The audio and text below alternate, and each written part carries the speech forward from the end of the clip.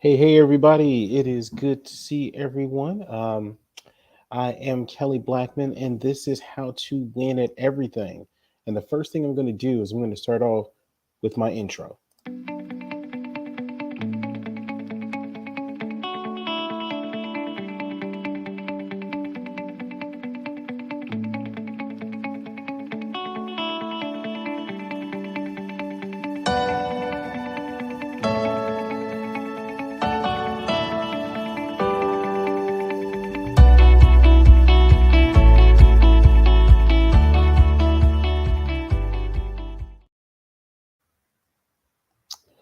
Right. I am here, and I am so glad to have everyone else here. Let me just double check and make sure we got folks in. Any of my LinkedIn family, can you post and let me know you're seeing this? LinkedIn is giving me a sign, giving me an error message saying that it's not showing up. So if anyone is on from LinkedIn, can you just drop a comment in? Uh, Otherwise, let's go ahead and jump in and get started. The subject for today is really something near and dear to my heart. It's really about supporting people. Oh, thanks, Dave. Okay, so it looks like LinkedIn is just lying to me. Thank you, LinkedIn. Um, we're talking about something near and dear to my heart. Actually, Dio and I was just talking about this earlier about the amount of trauma we go through as human beings. If you saw the ad for this, it really kind of makes the point that a good amount of people, actually, probably all of us at some point, will experience some form of trauma. So, I want to make sure that what we get to talk about today is just a little bit of an overview of what we can be doing. Usually, like if we're not going through trauma, we're in a really good position to support people who are going through traumatic experiences. Now, what we're going to do is we're going to actually drop in here. What we're going to do is we're going to actually talk about a few different things. So, the first thing I want to do is give an introduction to trauma. Well, you know what? Before I do this, let me just back up. Let me just give everybody some love for being here. So, anybody who's on, if you just want to jump in the comments, just let me know that you're here. Let me know where you're viewing from, what platform, what city, and I would much appreciate that. That way, I can kind of give a little bit of a roll call and you just drop that in, and I'm just going to keep on moving. All right, thank you guys. Um, so I want to start off with a little bit of an introduction to trauma. So, what is trauma? Actually, let me move me out the way here. Now, oh, hey Tiffany, good to see you. Glad you're in. Um, Trauma, we look at trauma in a few different ways. It's an emotional or physical response to one or more physical or harmful, life threatening circumstances. Uh, Here's going to be the thing. I want to make sure. Yep. All right, Yolanda, good to see you too. All right. Dio, obviously, I saw you there. Thank you. Thank you. Glad to see everybody. Um, Here's going to be a thing. We think about trauma usually in first off, it's in very broad terms, but a lot of times when we think of trauma, we're thinking of we saw someone killed or anything like that. But in all honesty, trauma can show up in a bunch of different ways for different people. um, it could be the case that, excuse me, it can be the case that what we're thinking of is something we personally experienced. It could also be something that somebody else has experienced that we witnessed or something we heard about. Um, the real key to when we're talking about trauma is that it overwhelms us. It's going to be something that typically mentally we're not prepared to deal with. And so it could be physical trauma, it could be mental trauma, emotional trauma, but it can be any of those things. So that's really important to keep in mind. Now, here are a few common examples of trauma. Dio and I were talking about this earlier today. The verbal or emotional abuse. And we all kind of know what that is, where you're being screamed at, you're being belittled, that sort of thing. The physical or sexual abuse. Again, this is something that's very commonly known as trauma. Some people don't think of this as trauma, but being neglected as a child, that's going to also show up as trauma. Because what happens is, as a child, we're not prepared mentally to deal with that sort of neglect. Spiritual or religious abuse. This is specifically what Dio and I were talking about, because the reality is that if you are in a place where you're being told that you're not enough, God isn't going to love you, you're going to hell, a lot of those different things can be very effective. And this is especially the case when we're younger. That sort of abuse could actually leave us with traumatic scars. Um, Experience a bad accident, a bad car accident, a natural disaster, those things that are out of our control. And those things could again be very jarring. Being physically attacked, being physically assaulted, those things could also obviously be, they can leave us in a place of trauma. And again, keep in mind, trauma is just the sense when we're being overwhelmed. So, witnessing domestic abuse, witnessing bodily harm or death. My sister in law, at one point, was at a train crossing and someone tried to go past the train before it got there, and the train hit them. And I hadn't thought about it until I was reading through all the information of what trauma really is. And she must have experienced so much trauma to see a car hit by an oncoming train. So, I mean, honestly, it can be any number of things. A sudden, unexpected, violent death in your life. Now, a lot of times we feel grief when it's like maybe your grandfather or something dies, and because it's still a loss, but it's not traumatic because there's a sense that, hey, they're getting closer to the end of their lives. But when we have something unexpected or a violent death, you can think of maybe these mass shootings, things like that. It can definitely be trauma.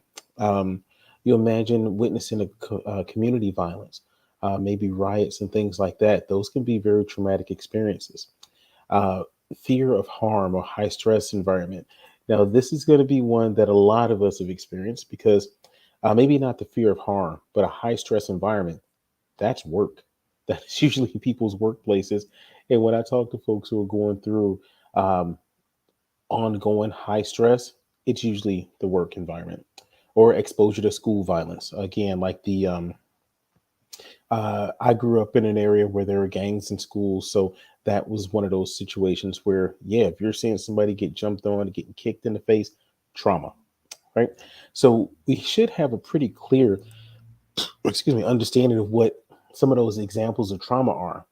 But now, if you are going to be a support person for trauma, what you really want to look at isn't so much the examples of trauma. So one person may go through the earthquake and be okay after. Another person may go through something much more mild in our eyes, and it can be a very traumatic experience. What we want to look for, there are four ways that trauma shows up. So the signs of trauma, that those are going to be the um, the things that we'll really look for in our family, friends, people who are around.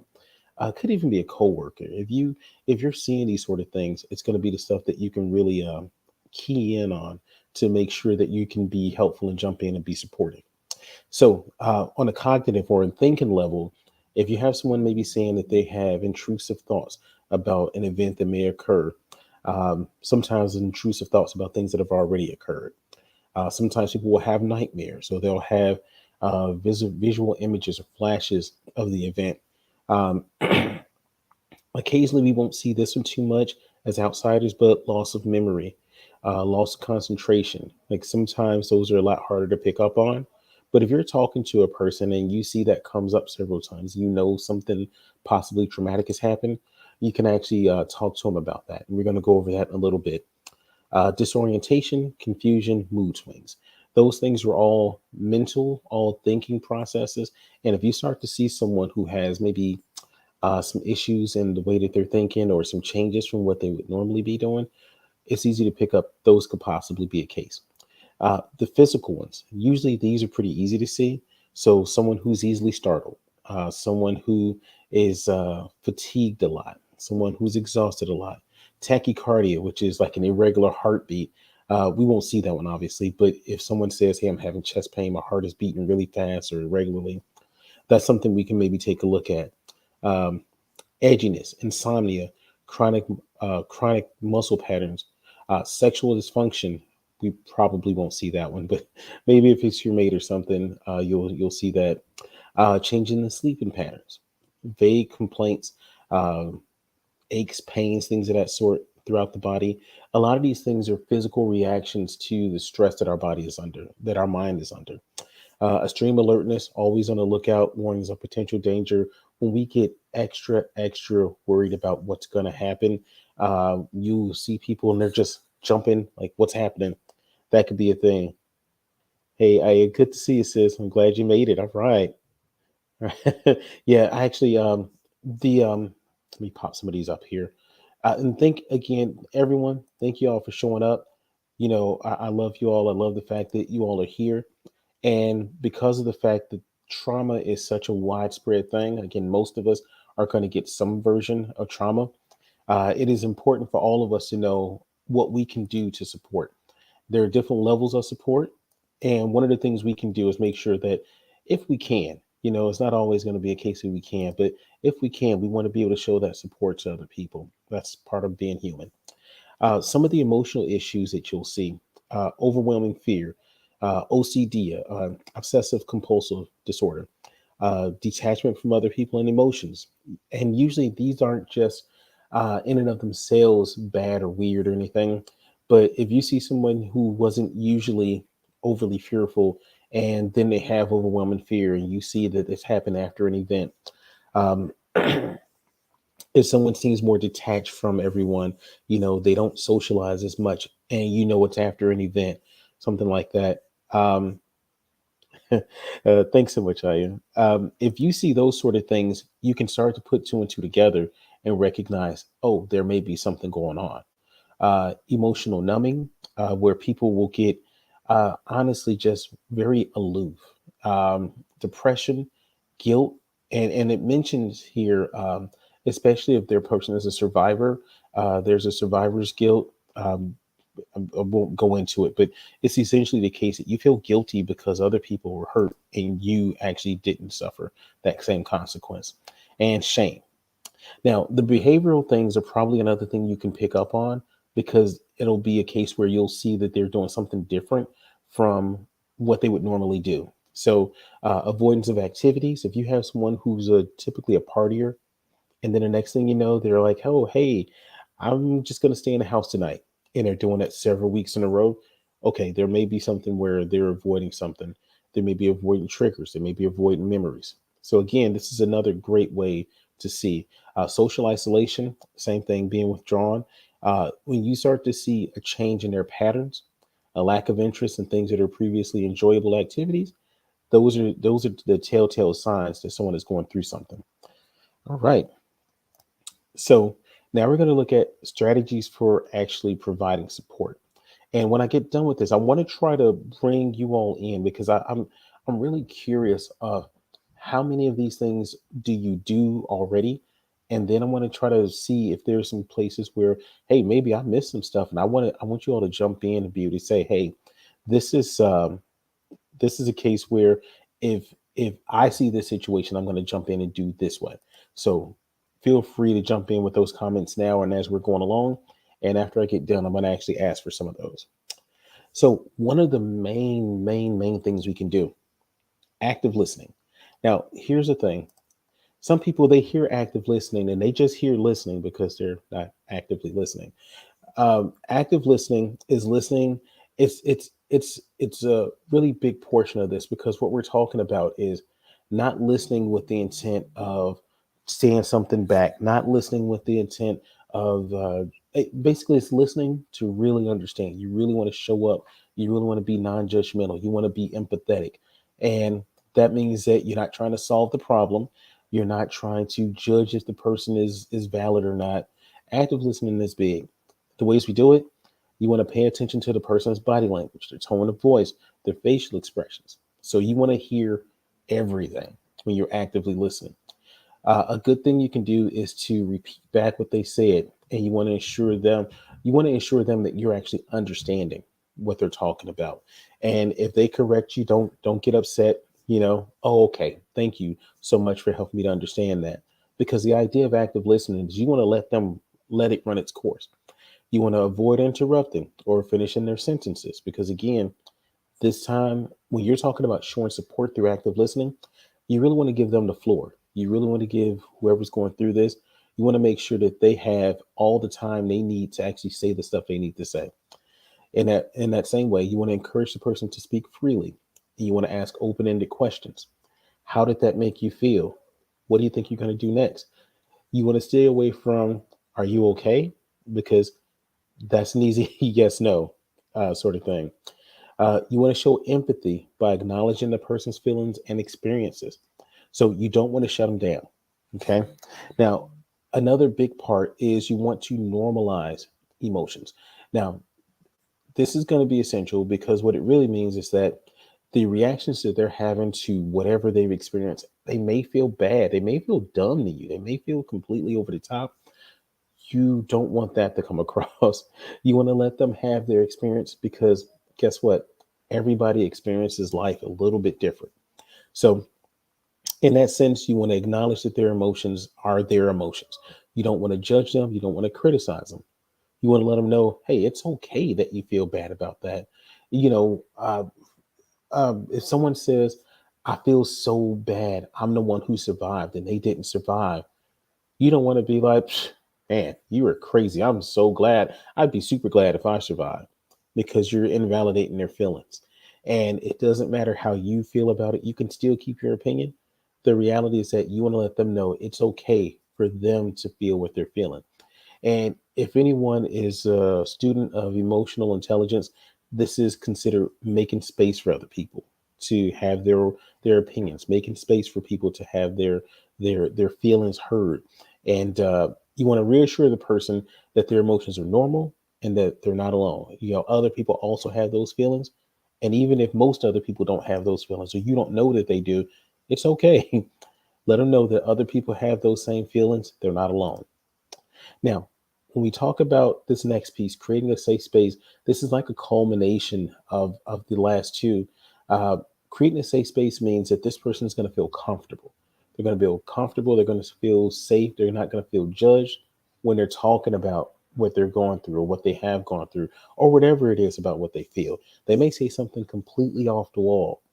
The real key here is that we want to, as much as we can, be emotionally aware of how we are feeling and what we're giving off, because you may have the craziest frown on your face when they're talking, and they'll read that. They may not even say it, but that says to them, "Oh, I don't like what you're saying. I'm disgusted by what you're saying. Shut up." And that person will clam up, and that'll actually keep you from being able to have a safe space, which means that you're not delivering that support for that person. So, easiest ways to do this. This is you can find a quiet place, a private place to talk. It's been my experience sometimes that people rather talk in a crowded space so they feel like they're not being heard. So that people feel, yeah, so they feel like they're not being paid attention to, or that it's enough people around in a crowd so that they feel isolated. I've had that feeling myself. So, quiet place works for most people, though. You want to avoid distractions. So if someone is breaking down to you how they feel, you really don't want to be focused on your phone. Like, it doesn't matter if you hear them very well. It doesn't matter if you can repeat back everything they said. The reality is that as human beings, we look at eye contact as connection. So if you're not giving them eye contact or if you're distracted by anything else, the reality is that they're not going to feel safe. Yep, yep. And y'all kind of nailed that one right there. Yep. And I'm glad you mentioned this because the reality is that a lot of times for the people we're talking to, the people we're trying to support, they won't feel valid in their own feelings already. So it's already going to be a tendency that they're going to have to basically clam up and not want to give you any information or not want to share, because the reality is that they're going to feel like no one cares about their feeling. So by making that space, yeah, you have to make a space for them to feel okay saying it, like you actually want to know and want to help. And and the other thing that I think is also really good, that Dario said, you don't want to try to fix people. you know the reality is that there's no such thing as fixing people. People can choose to change and to be healed, but we can't heal them. Thank you so much, sis. That's another great point right there. All right, thank y'all.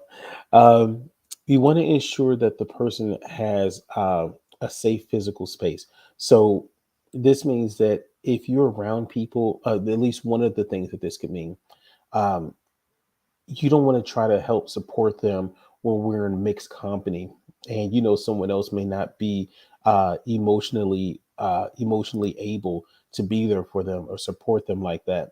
That being said, you don't want it to be a case where you have that sort of company around. You want them to be physically, you want them to feel safe in every manner of the word. You want to provide them with your undivided attention. And we kind of mentioned that before, but it's not just about distractions. It really is a lot about your body language, and you know, if you're focused on that person and that sort of thing when they're talking to you, they know that that means go on, keep talking. Excuse me, and I also got a little bit of a cold here. Um, Providing emotional support. This one is maybe a little bit tougher because it's so much easier for us to say, oh, I can give you $50 if you're $50 short on something. Uh, Emotional support is really, it's really a little bit of a sacrifice because it is really tough for us to handle our own emotions enough to be there enough for other people. So, providing emotional support is going to involve being present for the person. Usually, that means through empathy, uh, reassurance, that sort of thing. You want people to understand that they are supported, and you want them to be able to rely on that. So, you don't want to be iffy with that. You want to be there fully and commit. Oh, and did I? Yep, wrong one. Okay. All right. So, the next section is really probably one of the ones we'll find ourselves in the most because realistically, it's going to be tough for us to, um, in some cases at least, it can be tough for us to get over ourselves. Sometimes people just need, sometimes we won't be able to provide the emotional support, and maybe we won't have an opportunity to pull them to the side and say, hey, let's just talk like friends. You go ahead and go for it. Sometimes they just need practical support. The easiest way to do this, you want to identify what the person needs, which means asking questions. We don't want to assume. We don't want to think that we know already. And then instead of it being a case where the person is getting support, they feel like they're a charity case. Uh, Excuse me, you want to offer to help them with practical things. Um, we've had in our congregation, we've had a number of our older friends die from COVID, or and you know they'll have a mate, and in those sort of situations, we say, hey, let me cook you a meal, you know, and we get together as a congregation and we'll make the person meals for the week, things like that. They need someone to go on their doctor's appointments with them. Practical support, it sounds so small and so easy, but if you imagine that you're in a place where you just had a traumatic experience, taking that off of someone's plate could really help them. Um, the last piece of, at least this section, you want to help people to have a plan for the future. Uh, it may not be as easy as that, but the reality is that if these people are going through something traumatic, they may not even be in a place mentally where they're planning for this is going to happen 3 weeks down the line. If they're open to it, because you don't want to force it, but if they're open to it, this is definitely a great way to support people, to ask them, hey, what are you going to need? Do you have any appointments coming up? What's your schedule looking like for this or for that? Because you're obviously going to be in a different place mentally and emotionally. You can really help them by providing that support.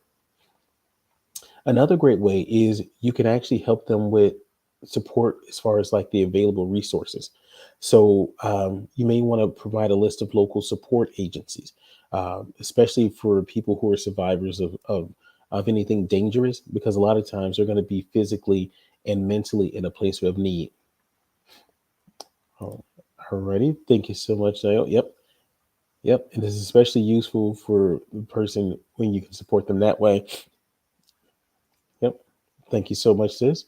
All good stuff. Yep, that's right. That's right. Uh, Really, practical support is kind of overlooked sometimes, but it is one of the most basic things of what people need.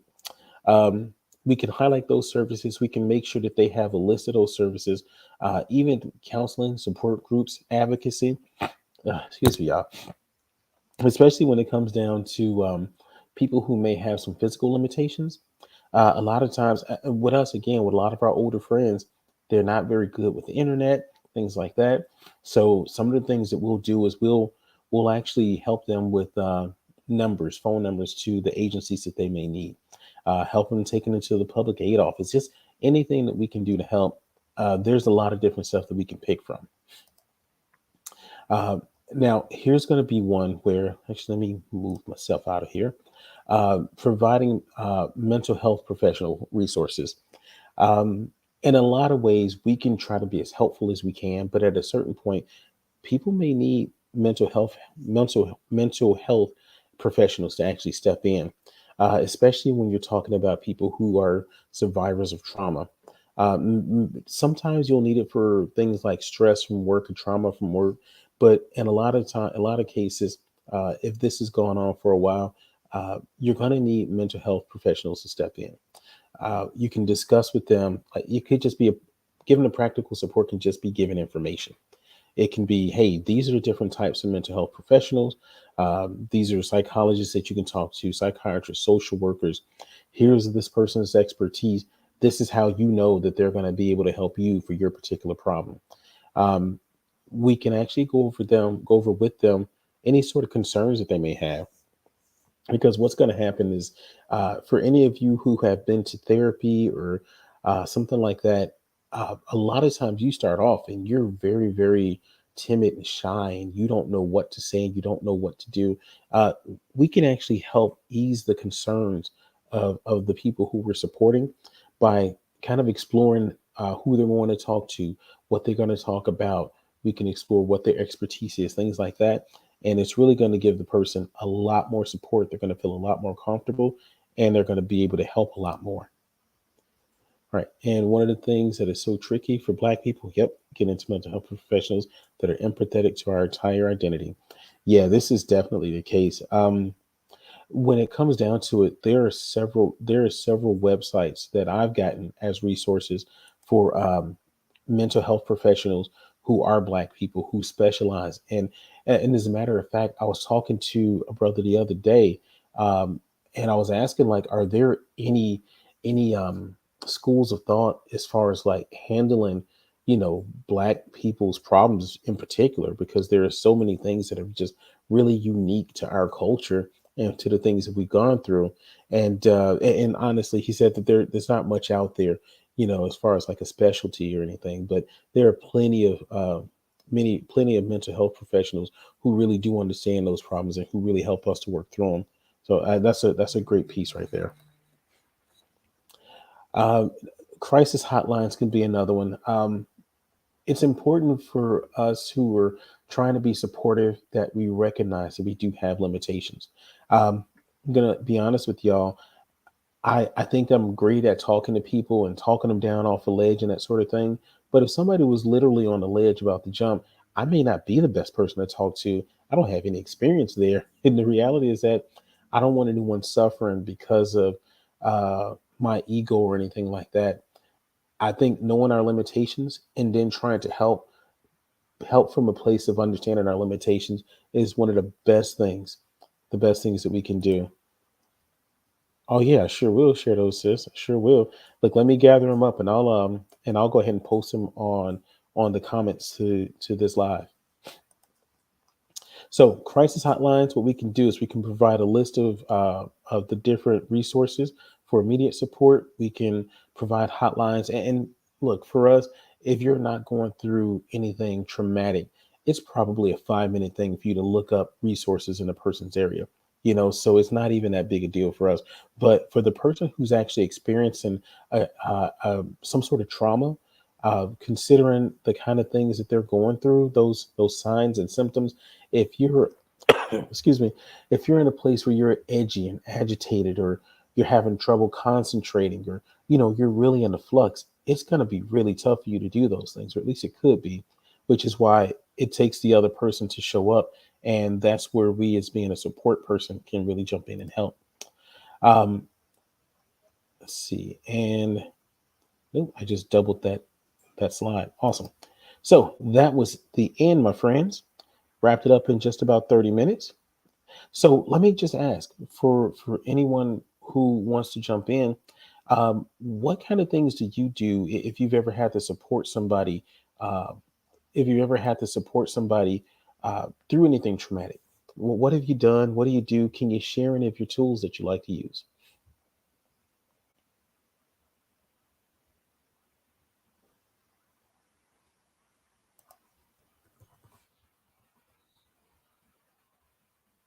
Oh, thank you, sis. Worked on that all by myself, like a big boy. Oh wait, I just thought nobody else can see that. They have no idea what I'm talking about. But thank you, thank you.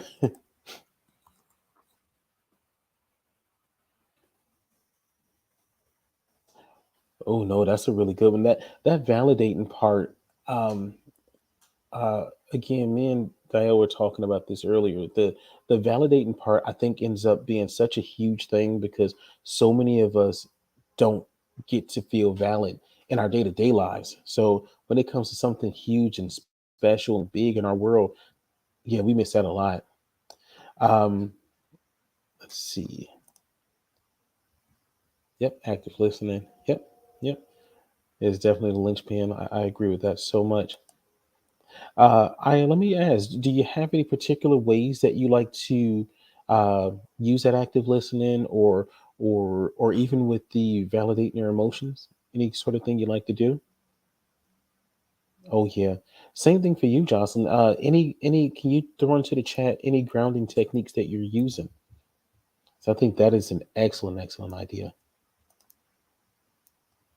Yeah, yeah, Yolanda. That look as a person who prays, that is. Um, Not even just from a spiritual point of view, like obviously from a spiritual point of view, but from a psychological and neuroscientific point of view, praying really does help. It really soothes us in the same way that crying does. So I'm down for praying with you and crying with you. Like I'm going to be there for you. Okay. As a person who Yep, yep. Who's healing from complex PTSD. The one thing a friend did for me was to show up, and then when I come down a bit, ask if they can talk about suggestions for grounding in the future. Yep, look. Uh, the grounding is really huge. Dio, can you share, I mean, if you don't mind, sharing anything that you use as far as grounding techniques? Yeah, yep. Holding space is so much about the idea too of honestly, if you're holding space, you don't even necessarily have to talk. Sometimes you just, mm-hmm, mm-hmm. No, I get you. Mm-hmm. And sometimes it's just about letting people open themselves up. Okay, I work with cancer patients, and sometimes their other family members need to know it's someone there for them. Yeah, that is huge, Yolanda. That is definitely huge.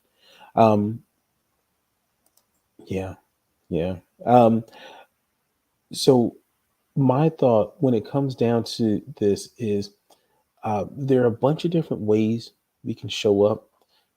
There's a bunch of different ways we can show up, a bunch of different things we can do to um, really be there to support. I do think that a lot of this is based on our own like emotional intelligence, our own self-awareness, because if you don't recognize that maybe you're an attention hog, if you don't recognize that maybe sometimes you're a bit needy, maybe your extroversion goes from extroversion to neediness, that sort of thing. Uh, if you don't recognize that, you won't know to tone that down when it's time to actually talk to somebody, when you can be providing support for somebody. It's, yeah, pausing is always good.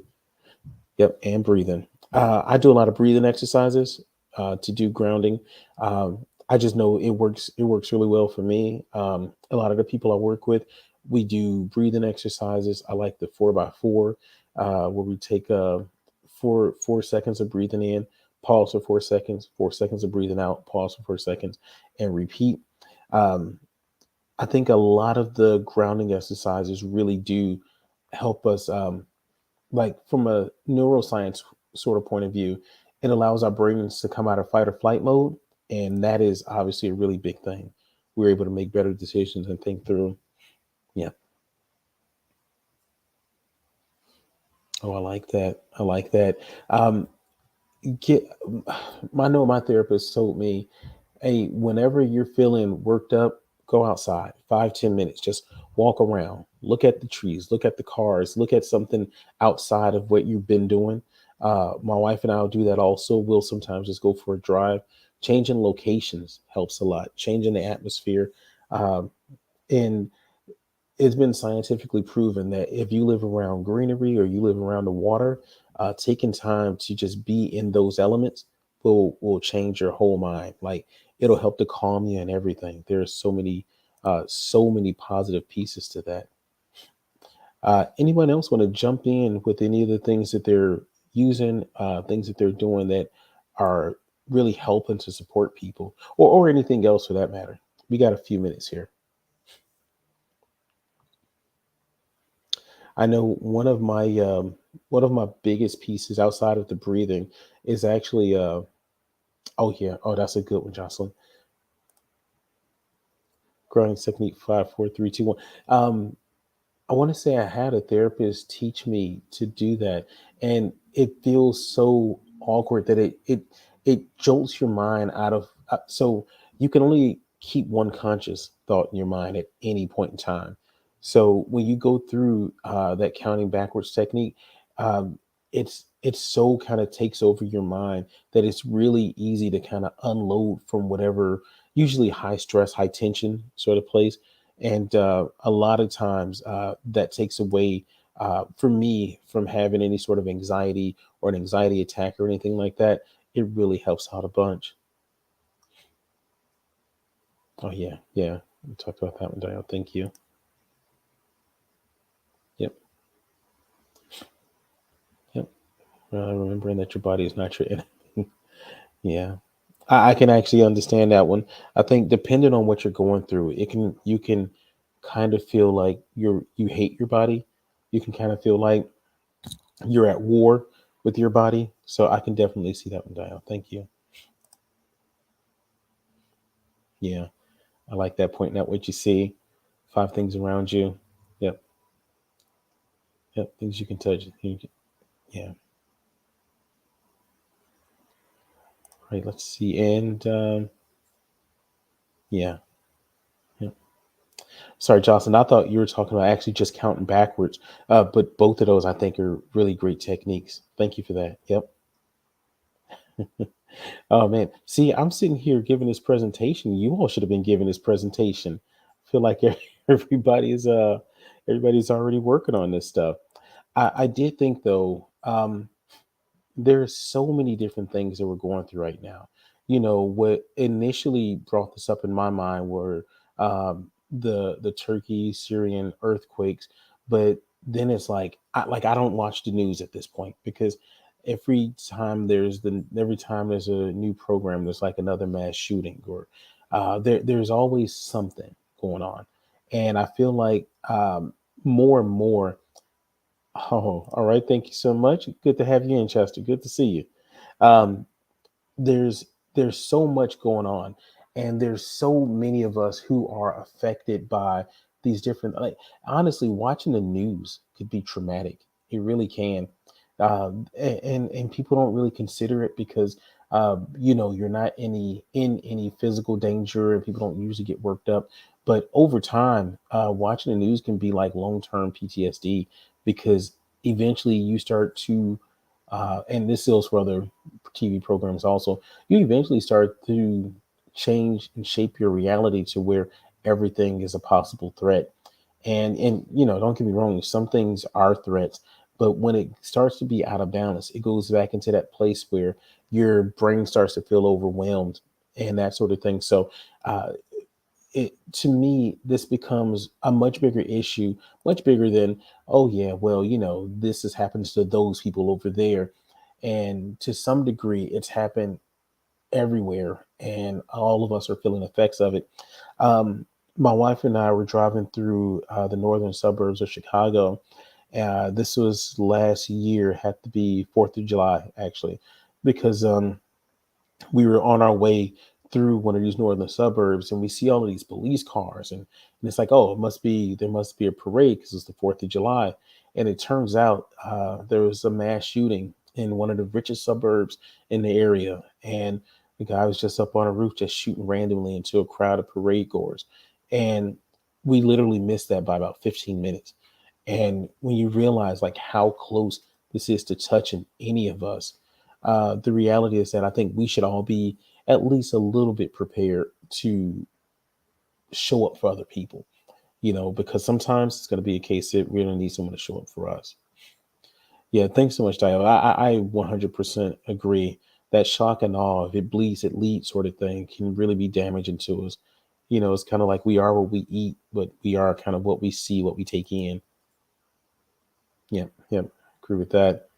Um, so we only have a few more minutes, y'all, and we're going to wrap it on up. Um, what I want to do is I want to keep this sort of line of communication open. So if anyone wants to share this common thread, add anything onto it, I want to make sure that anyone who didn't get a chance to see this, I'm going to actually I'm going to actually share the slides so people can actually just take those and reference those, and you can download them and use it as you see fit. The idea is funny. Me and Dio just having a conversation about this part too.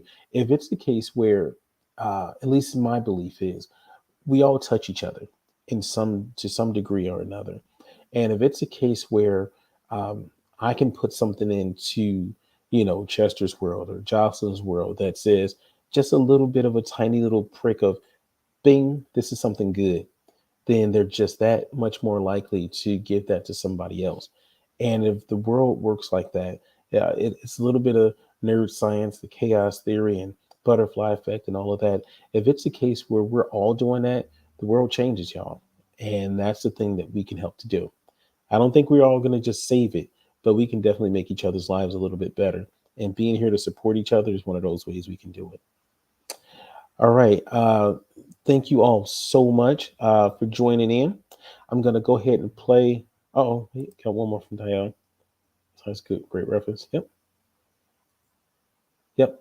Actually, you know what? I'm when I get a minute, hopefully I'll be able to get this in tonight. But I'll share the slides tonight. And worst case scenario, I'll go ahead and pull together those links for the mental health professionals who are specifically helping with like Black related issues. And yeah, and I'll go ahead and share those on the comments also, so everyone will have reference to it, even if it's just to spread it to someone who maybe needs it. So thank you all. I love and cherish each and every one of y'all because this is my my passion, my labor of love, and to have you all here to share it with me, to me is an awesome thing. All right, thank you all, and I'll see you next Monday. I have darn, why am I blanking on her name? Jasmine Escalera.